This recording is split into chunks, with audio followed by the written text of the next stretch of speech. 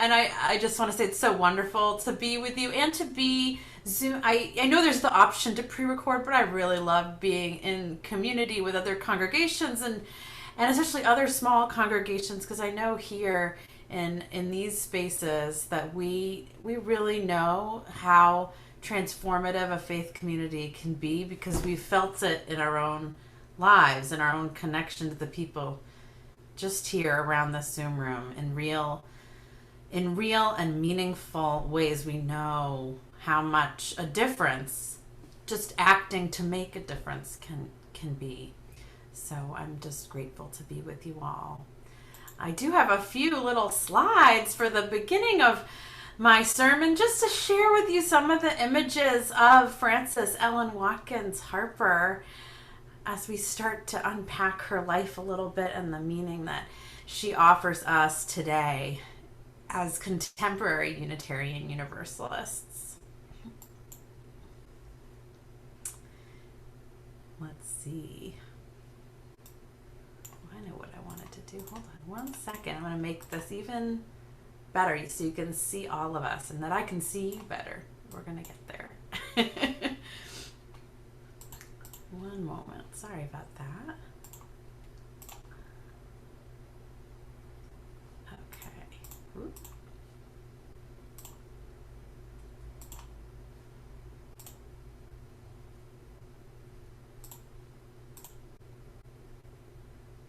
There we go. Now you can see me in front of the slides, probably. Is that happening? I'm just here in the corner. Great. So life was certainly not easy for young Frances Watkins. She had been born into a free black family in 1825, but lived in Maryland where slavery was legal. When she was very young, both her parents died, and she went to live with her aunt and uncle. Theirs was an abolitionist household. They worked to end slavery and also ran a school where black children, including Frances, received a fine education. While she was still a young teen, she went to work as a housekeeper and a seamstress in a Baltimore bookstore owner's shop, or in his house. And her employers encouraged the inquisitive Frances to use their big library, and she devoured books and began to write poetry and essays, which then appeared in the newspaper. And her writings were published in her first book, Forest Leaves, which she published by the time she was 20 years old. And in 1850, the Congress had passed a law that allowed slave catchers to kidnap, enslave, and sell free black people in states where slavery was legal. So her aunt and her uncle fled from Maryland to Canada, and Frances fled to Ohio, which did not allow slavery, and then 2 years later made her way over to Pennsylvania. And in Pennsylvania, she became involved with the Underground Railroad, a movement to help people escaping from slavery. And through all of this, Frances continued to write and to publish books of poetry, much of it against slavery. And in time, she became the first black woman to earn a living through her use of words, living modestly, and also donating much of her income to help her uncle's work with the Underground Railroad. And in 1854, the Maine Anti-Slavery Society hired her to travel all over the Northeast to make anti-slavery speeches. She became one of the most famous speakers and authors of her time. All kinds of people came to hear her speak, but she made a point of not charging black people admission to her speeches. In 1860, the year the Civil War began, Frances Watkins married Fenton Harper. Here's where we get her long, beautiful name, who already had 3 children, and the two had a daughter together. And Frances took some time off of her writing and speaking to tend to her blended family. But a few short years later, her husband died, leaving the young widow responsible for many unpaid bills. Frances Watkins Harper made the difficult decision to send her children to live with relatives and to go back out onto speaking tours to make money. By then, slavery had ended, and she was speaking for women's rights and for the legal and civil rights for Black people.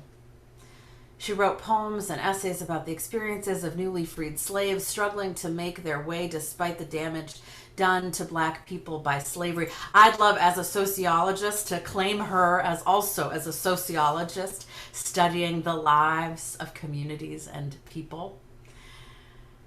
In 1870, she joined the Unitarian Church in Philadelphia, and there she found a community where white and Black people came together, where many shared her passion for justice. And in many ways, Frances Harper was at home in two different worlds. Although she was used to working with white people, she also kept her connection to her Black community in Philadelphia. She maintained her membership in the Mother Bethel Philadelphia Church, the one here at the bottom church picture. The top one is the Unitarian Church. And she taught Sunday school there. She wrote 3 novels specifically written for Black people, highlighting family connections and choices about racial identity. She pushed for education and voting rights for Black people, and she encouraged Black children to learn and grow just as she had been encouraged as a child. During her long life, Frances Ellen Watkins Harper offered her voice, her words, her money, her labor, and her love to the work of justice, to the work of justice making for her people. She used her voice and privilege as an educated, free Black woman to raise awareness of the plight of Black Americans in the United States after the Civil War. And we honor her memory and her place among our Unitarian Universalist ancestors. And thank you to the UU teach-in and authors Gail Forsyth Vale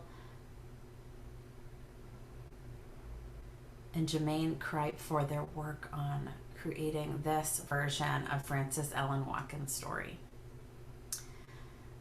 There are lots of different versions of the story of Frances Ellen Watkins Harper. Some others are from, there's a beautiful short story in Time for All Ages by Reverend Christine Leon Tracy. And there's another gorgeous one by Reverend Kiyama Rahman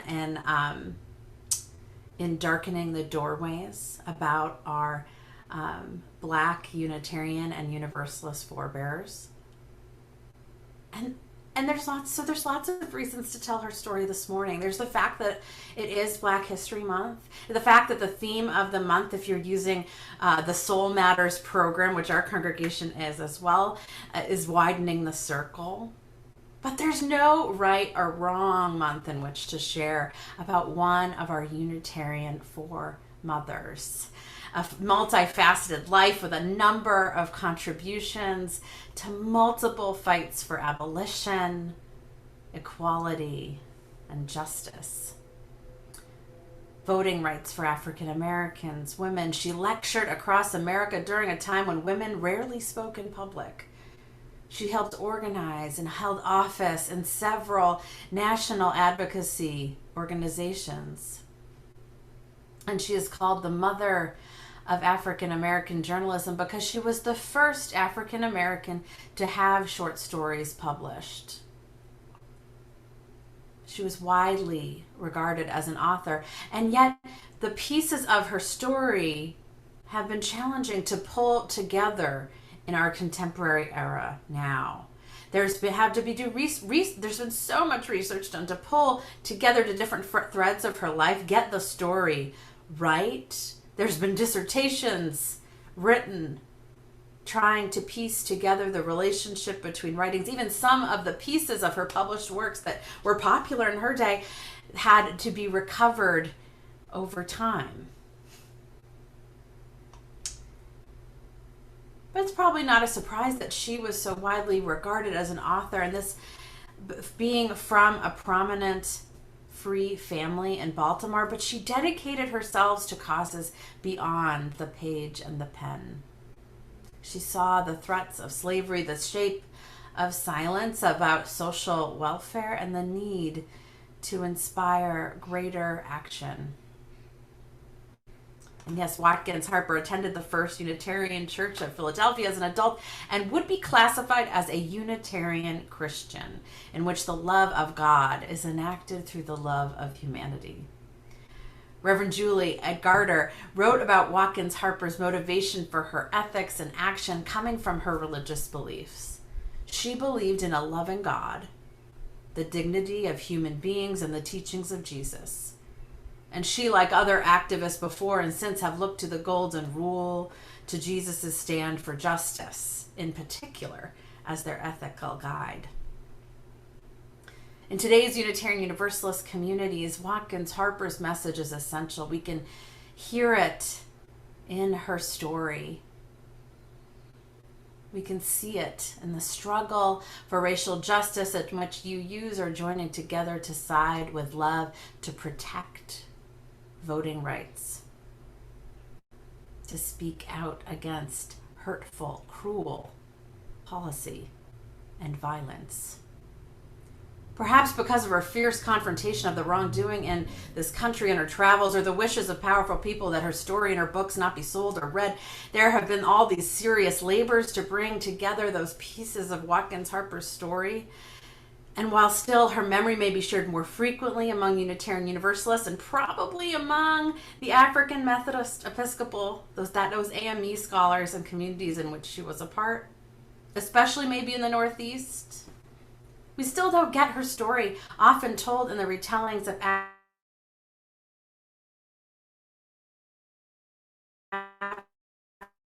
African American acted section of a segregated trolley car in Philly almost 100 years before Rosa Parks came along. And as we sit, states and school districts across the country are debating and considering banning books that can share parts of history that indict white supremacy culture, that tell the real accounts of historical people, of historical events, and dare to dream up worlds of fiction and prose written by LGBTQ, Black, brown, and immigrant authors. As a kid, I have to tell you, I wasn't a reader. I wasn't really excited about reading like Frances Watkins Harper was in that bookstore. And it really wasn't until I was assigned The Bluest Eye by Toni Morrison. Maybe some of you were assigned that in school as well, or have read it yourself. It wasn't until I was assigned The Bluest Eye during my junior year of high school, that I retired my habit of hiding those yellow Cliff Notes books, you know the ones, inside the jacket of the real book assigned in English class. Don't tell my mother. Even though I was a white teenager, there were parts of the story of Pecola and The Bluest Eye that resonated more with my own home life, my own family struggles, than the offerings we'd had before in high school. And the storytelling of Toni Morrison drew me in. I wanted to read more and more and more. And by senior year of high school, I was asking for extra readings. And I wanted them to be from African American women authors, because that was the origin of why I wanted to read. And I would meet with the English teacher at 8 a.m. every morning to discuss poetry from this huge Norton anthology she gave me in order to learn just with her in a one-on-one independent study. The Bluest Eye and this teacher came together to help me be a reader. And I don't know if I would be here today, if I'd be talking to you without it. And even though The Bluest Eye is one of the top 10 most banned or challenged books in the year 2020, even though our country's dominant culture, born in white supremacy, born to protect slavery as a system, has inherited and promulgated this pattern of shying away from painful truth, a pattern of conflict avoidance to the point of banning fiction. We struggle in this country to hold contradiction. that we might strive to be good, but need to contend with the wickedness of the past that still echoes, that still persists today. In one of her last essays entitled True and False Politeness, Watkins Harper wrote, "False politeness can cast a glamour over fashionable follies and popular vices and shrink from uttering unpalatable truths when truth is needed more than flattery. True politeness, tender as love and faithful as truth, values intrinsic worth, first principle, anybody? More than artificial surroundings. It will stem the current of the world's disfavor rather than float ignobly on the tide of popular favor, with the implied disrespect to our common human nature that it is a flaccid thing to be worn by sophistry and satisfied with shams. False politeness is an outgrowth from the surface of life, when true politeness is the fair outflowing of a kind and thoughtful life, the sweet, ripe fruit of a religion which gives to life its best expression and to humanity its crowning glory. True politeness," she writes, "is broadly inclusive. False politeness, narrowly exclusive." A colleague of mine says, only for Watkins Harper will they try to rhyme, because the way had to practice reading that part with all the alliteration and the beautiful words. But it's true that while our politeness in a church service may be part of our UU culture, and I'm not saying that we shouldn't be polite to one another, how might we find the call to true politeness, the broadly inclusive, active faith that values intrinsic worth more than artificial surroundings? So what that we're online? So what that we're going to meet in a park or a outdoor beautiful place, that we're going to strive to get through the heat and humidity to be with one another in person? It gets to 110 in Santa Clarita. But we're going to meet together. We're going to see one another, even if we're still worshiping online.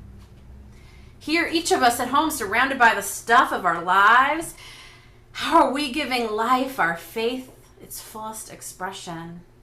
Watkins Harper was the member of not one, but 2 churches in Philly. But the sweet, ripe fruit of religion is the fair outflowing of a kind and thoughtful life, outflowing into the changing of laws, the education of all children, the development of community accountability, the resourcing of people, of basic needs.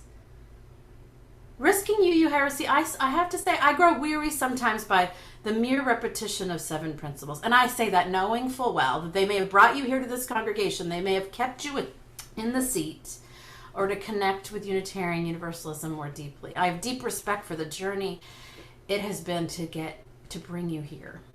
And I don't want to deceive you that Unitarian Universalism stops there, because we have a theological inheritance. We have Watkins Harper, and there are principles within that theological inheritance yet to be fully expressed or explored or taught. And I know Reverend Tracy Barrett was with you last week to talk about the Commission on Institutional Change and its work on widening our circle of concern. And we can do our part to express the mandates that are in Harper's life, those things that are written for and lived for us dreaming of religious community like ours. And secondly, we can also take the lesson from her life that we must not forget her, not stop telling her story in multiple ways as a part of our accountability to our past. Is Harper's work banned anywhere, I wonder? I don't believe so, but her stories and poetry and speeches and letters can incite revolution, a revolution of the spirit, a revolution of policies, a revolution transforming communities that have suffered injustice into ones of liberation and wholeness, if we share her work, and I hope we do. It's tempting, convenient even, to tell people about our principles as Unitarian Universalists. And I know it's an effective tool to hand a bookmark out with all 7 listed to someone who finds us online or meets us on the street. But imagine if someone asked you who Unitarians are next week and you remember this story of Frances Ellen Watkins Harper. Maybe you'll just remember one of her names. Maybe it'll just be Harper. And you say, there's these different stories of this historical person, this leader, and someone asks you, what are the Unitarian Universalists? And you answer, well, you're going to love Frances Ellen Watkins Harper. Let me tell you. And if Christian churches down the street can lead with Jesus, what's stopping us from leading with Harper? Of course, that means that we also have to do the work. Some of Frances Ellen Watkins Harper's papers have been shared. And in this one correspondence she had with an activist, she said, I see by the Cincinnati papers that you have had an attempted rescue and failure. That is sad. Can you not give me the particulars? And if there's anything I can do for them in money or words, call upon me. This is a common cause, and if there is any burden to be borne in the anti-slavery cause, anything to be done to weaken our hateful chains or assert our manhood and womanhood, our personhood, I would add, then I have a right to do my share of the work.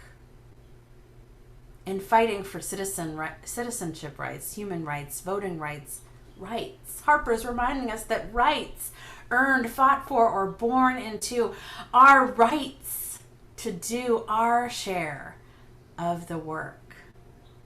So if we are gifted the words and stories of UUs of color yet again and again, from Harper to the Commission on Institutional Change, there are a lot of years and a lot of freedom fighters, Reverend Marjorie Bones Wheatley doing some freedom fighting and work with Unitarian Universalism, even in Florida, close to your home. Freedom fighters who have gone, died, and sadly not all who have encountered have been accounted for. But here we're invited again into that true politeness, kindness, like Tracy says. Have we learned enough to say yes, to not let the travesty take place by ignoring the call to anti-racism and liberation? Call upon me. I have a right to do my share of the work. Call upon us. We have a right to do our share of the work. If we prioritize covenant and commitment, not comfort or false politeness, what then might become of the binding fabrics of UU congregations? Call upon me. I have a right to do my share of the work. Amen. Blessed be and carry with you the memory and words of Frances Ellen Watkins Harper.